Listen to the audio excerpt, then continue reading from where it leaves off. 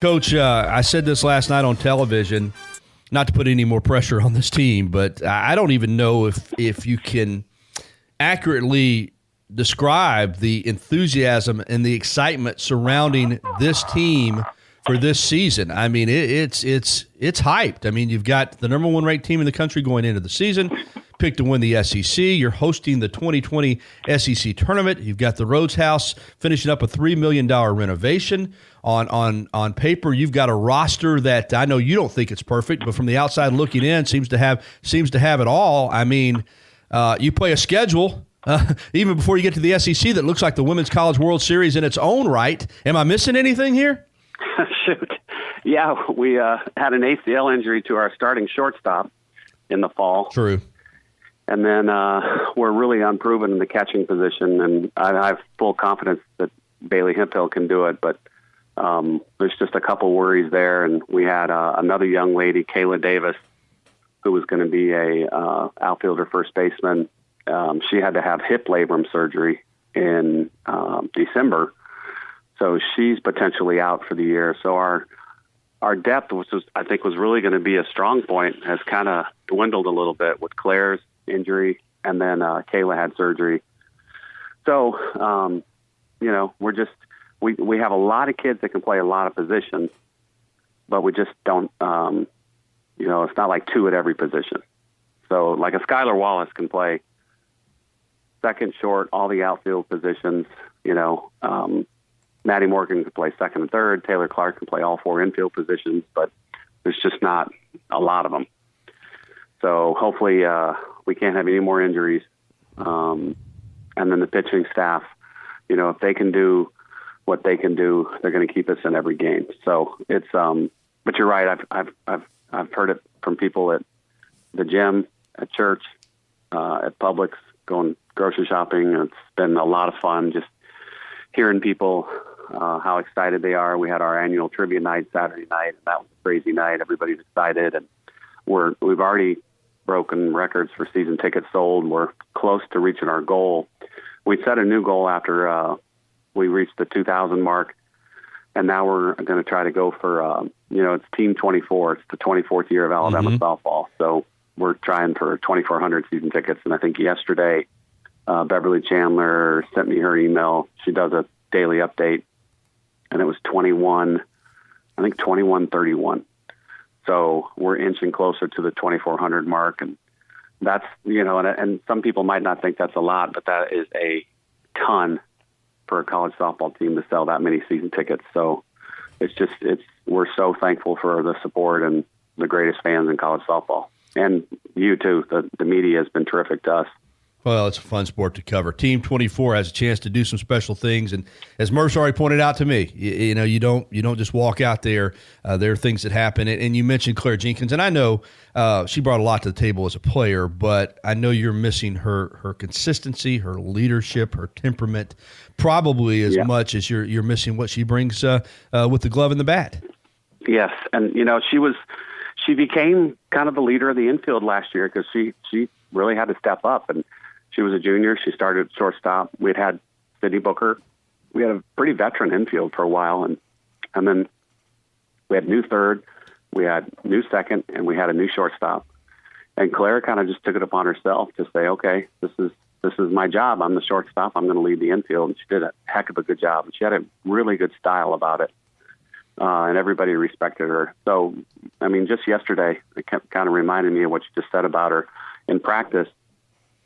She's moving around pretty good, but she's standing behind the two kids that are at shortstop, and after every ball, she says something about maybe the hop or what they could have done better or what they did well. And so she's still kind of doing her job. She's kind of like an assistant coach on the field now, so that's really cool, and I think she's going to do that same thing in the dugout when we start playing. She's going to be on the front step of the dugout, maybe talking to the hitter that's up to bat next, maybe in the hole, but she's going to do that. She's going to provide a lot of support for everybody on the field and in the dugout. I do want to ask you about this pitching staff, and Corey from Trussville, who's a great fan of the show and a great fan of your program, called in earlier and was talking about Texas going to retire Kat Osterman's number and was wondering about Monica Abbott in Tennessee, Kelly Crespin at Alabama. And I said, well, we're getting to that point now with softball, particularly in the SEC, that it's been around long enough to maybe start looking at some stuff. But we were talking about pitching, how if you had a Shelley Laird or you had a Monica Abbott or you had a Kat Osterman, you just rode them. Yeah. But the game has evolved, and you can't get through with one or even two pitchers now. As a staff, when you look at what you've got with Montana and Sarah and Crystal and Lexi coming in, who may be as talented as any of them, on paper at least, going into a season, is this potentially the best pitching staff you've ever had here? Oh yeah, easily. We've had two really good ones. We had Jackie and Kelsey Dunn. We had Sydney Littlejohn and Alexis Osorio. But the three were pretty good, and now we've got four that I don't call them. I basically say 1A, 1B, 1C, and 1D, because any one of them could be a number one somewhere else, without a doubt. Mm-hmm. And thankfully, they chose us. And one thing, I don't know if you know this yet, Gary, but I'm going to let Sarah Cornell hit this year. Oh, you are? Okay. Yeah. So Sarah and Lexi are both swinging the bat, and Kilfoyle has as much power as Bailey Hemphill. That's right. So when she gets a hold of one, it takes off in a hurry. And Sarah, too. She's a good athlete. She's got a nice swing. It's been 3 years since she's hit. And I'm kicking myself every day at practice saying, what the hell? Why didn't you hit her last year? Because, she'd be that much better this year. But I could see her, in some games, either pinch hitting or even being in the DP spot as the starting pitcher and just hit for herself. So, but between the four of them, each brings something a little different. We've got three really hard throwers. Kilfoyle probably throws about 65, 66. Ooh. She's got a nasty changeup and a really good drop ball. So when her drop ball is working, you guys will know it when we have rollovers to third base from a righty hitter or to first base with a lefty hitter, because you go too soon and then you just hit the top half of the ball and you just ground out every single time. So but there's going to be a good combination because Crystal has the next best changeup. So you could see a Crystal and a Lexi relieve the other two, or they would start and then the other two would come in, and it would be like bringing in a Randy Johnson to close the game. So the combinations are going to be fun, and they're all going to get opportunities, that's for sure. And then the other thing, we've said this all along. We've asked every single one of them, in previous seasons, when did you feel good? When was your arm like lively and loose? And every one of them said the very first game. Well, and then the toll of the season came out. And so I said, well, our goal is to every one of you to say that every single weekend that we play. So I'm not going to overuse somebody. Right. So everybody's going to be fresh. Open every day is going to be opening day, and that excitement is going to be with you all season long. So, and hopefully we can score some runs, and then we can do that, the different matchups, and maybe split up a game here and there. So I think they all have very good, they're servant leaders at heart. They're selfless. They're not selfish. So that part of it, I think, is going to go well, especially with four, because, everybody wants the ball, because they were the stud in high school and summer ball. They were it. And then they get to college and it's like, oh gosh, there's three other girls here that are just as good or better than me. And it's baseball guys are used to that because there's 14 pitchers on a roster, but softball, there's usually two or three, and now we have four studs. So it's going to take a little bit of adjustment, but I think they'll get there. Patrick Murphy with us. Lineup wise, and obviously you've got some, power hitters. It starts with Bailey, who has a chance to set the home run record here, Bailey Hemphill. You got Skylar Wallace, who looks like a future All-America. You got Alyssa, who's a speedster. You got KB Sides, who just seems to come up with a big hit whenever you need it. I said this last night, and you correct me if I'm wrong on Tider Insider TV, because I might be. But I've watched your teams. Now this is Team 24. Heck, I've watched most of them.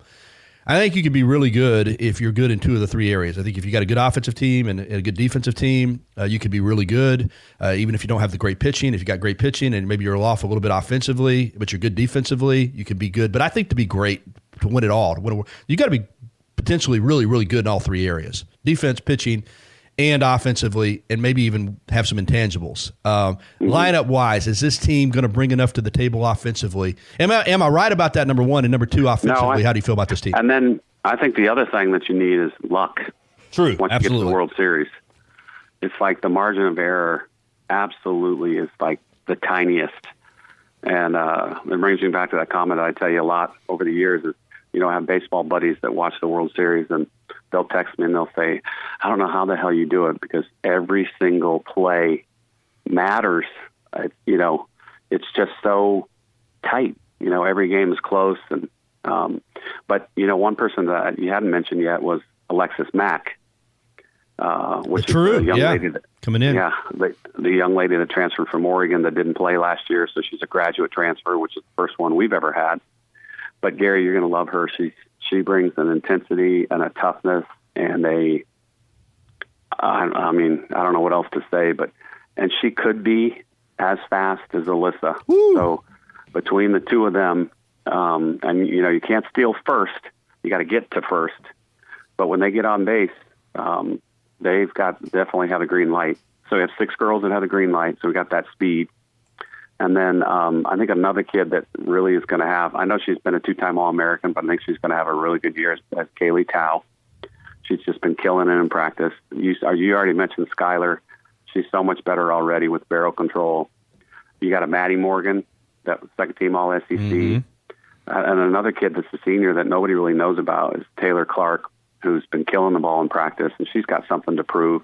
And then another kid that nobody really knows about is Kyra Lockhart, who's a young lady that I thought was going to have a great year last year in an opening tournament. She tears up her knee and has a high ankle sprain like Tua, and just the combination of those two injuries on the same play, she had a red shirt, she had surgery, but she's been hitting the ball well, so she's a possible DH as a righty. So it's, we got options, and then with the 2 pitchers that are going to hit that both have pop, it could be a fun year, but obviously everything has to fall into place, and your egos can't get too big and get in the way, because that's usually what kills a team. Is a small word, but means a big, big deal, is that ego comes into play, and then it kind of ruins it for everybody. So we got to keep that in check. Yeah, you mentioned Sarah. We've already gotten a tweet. Murph from Hunter Letson said he's heard that at Cornball, which is her Twitter handle, has been hitting bombs in practice. So I guess the word's already getting out, buddy. Yeah, she hit a couple yesterday that I was like, dang. So. I want to ask you about this. I don't want to use a bad word here, but so I'll just say schedule. But this is a monster. Of course, I guess when you're the number 1 team in the country and you're picked to win the SEC, this is what you take on. But, you're going to get it started at the Joanne Graff Classic in Tallahassee with UNC and Florida State. I'm just going to run through some of these teams you're going to play in the preseason, pre-conference schedule. Washington, UCLA, Oklahoma State, Arizona, and there's others. This is like a Women's College World Series schedule you've got set up. I mean, I know you're going to be good, but what in the heck were you thinking with this? Well, that's my Bren Dordell's fault. She did a lot of the scheduling for this year, but I think one thing that I've done this every year is if I believe that our pitching staff can handle it, that's the year to schedule like brutally. Gotcha. And really put them through the ringer at the beginning of the year. And our first 9 games, I think 8 of those teams were in NCAA play. 3 were in the World Series. 5, I think, were in Super Regionals. And then in the other 2 polls that we're not number 1, Washington is. So that Washington, UCLA, Oklahoma State down at the tournament in Clearwater is just going to be a lot of fun. And then the Florida State, North Carolina doubleheader. In North Carolina, they've got a senior pitcher that's a lefty that won 23 games last year. She's really good. She gave Tennessee fits at regional. She beat them 1-0, and then they came back and beat her 2-0 in the championship. So we know that she's good. And then Texas is coming back. Arizona's coming back. We got a really good BYU team coming in for one of the tournaments. So the home schedule is probably the best we've ever had. And then you throw in the USA game on Tuesday, March 31st. Big. And then the SEC tournament, and it's like the best year ever to have a season ticket. So, and then hey, Beverly Chandler just email me, and it's at 2230. So we're getting close to the 2400. I don't know what that is. What is Got to hit it. 2230. That would be what, 170 away, 100 season tickets away, 170. Yep. 170. Yeah, got to hit it, man. Got to hit it for Team 24. I'll wrap it up with Murph. A couple more things though before we close it out, because this is exciting. I ran a little piece last night with you on the Sports Room when we interviewed you, several days back about the Rhoads house and the improvements. Then I saw the video on Twitter that I ran last night at 10 with the girls seeing the locker room for the first time. You got the SEC tournament, man. Already a great facility, but we're taking it to the next level. I know you're jacked, as you should be, for what's happened there with this $3 million renovation wrapping up.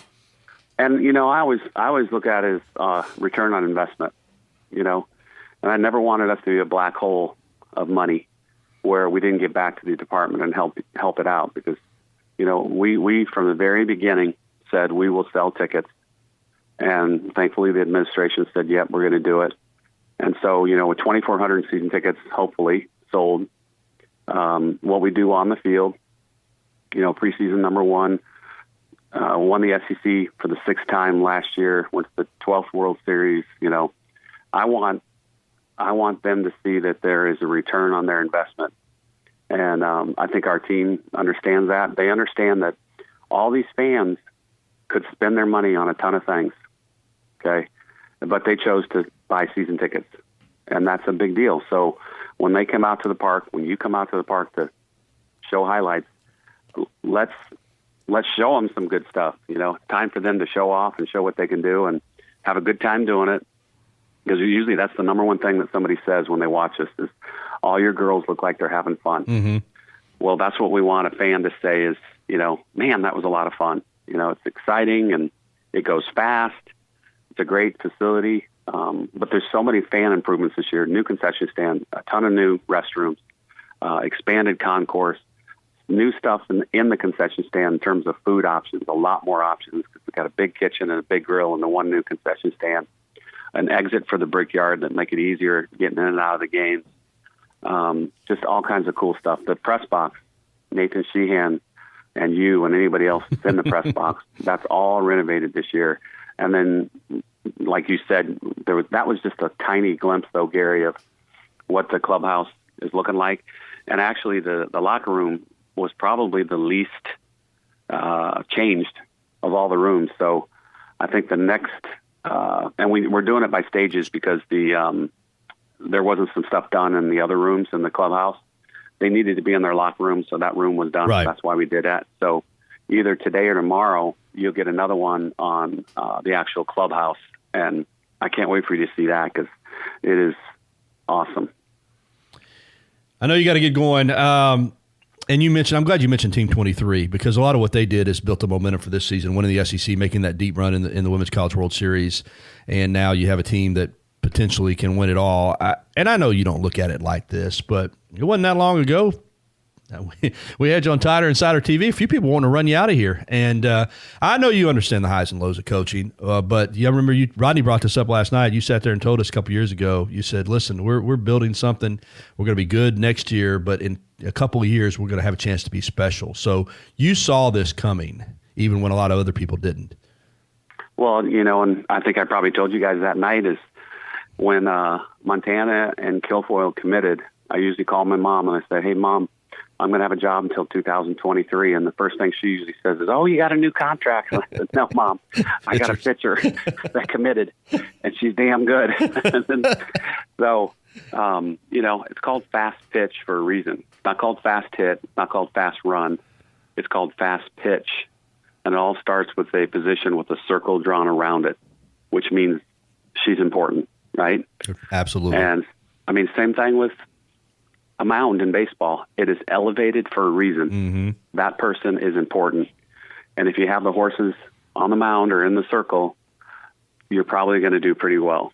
So, and Steph Prothrow deserves all the credit for developing Montana because so many people thought she was a one-dimensional pitcher in summer ball. And she's done a heck of a good job with everybody. So they've all added something to their arsenal this year. It's going to be fun. She is one-dimensional. She gets everybody out. Yes. Well, I hope so. Hey, all right, listen, 2,230 season tickets. Got to get to 2,400 for Team 24. Before you go, Murph, again, give the information. Need to do it soon. So, I mean, how folks can get these season tickets. They're only $45. It's Brickyard. If you go to 4 conference games, so 4 SEC games, you've already paid for your ticket, because if you had walked up, it was $12. Wow. A single game ticket is $12 to an SEC game. So it's the best bargain in town. I think we have 32 home games this year, and for a $45 ticket. And then that also means, though, and a lot of people don't realize this, in some of the early season games, if there's seats available in the grandstand, you're welcome to sit there. You can move in closer to the action. If somebody comes and says, "Hey, you're in my seat," we haven't had issues with this ever. It's just like church. You kind of slide over, and you allow those people to sit in their seats. But everybody has a good time, so it is a very good deal for a season ticket. And like you said, we're only 170 away. I'm jacked. Fans are jacked. The whole community's jacked. Murph, I appreciate the time, man. I think this was an outstanding interview. Folks, you can hear it at our podcast center at Tide 100.9, and we'll visit again. But good luck on the season. And, heck, man, what did I say, February 7th? It gets started down in Tallahassee? Yeah, it's here. Week. Yes. Thanks for having me on. Thanks, Murph.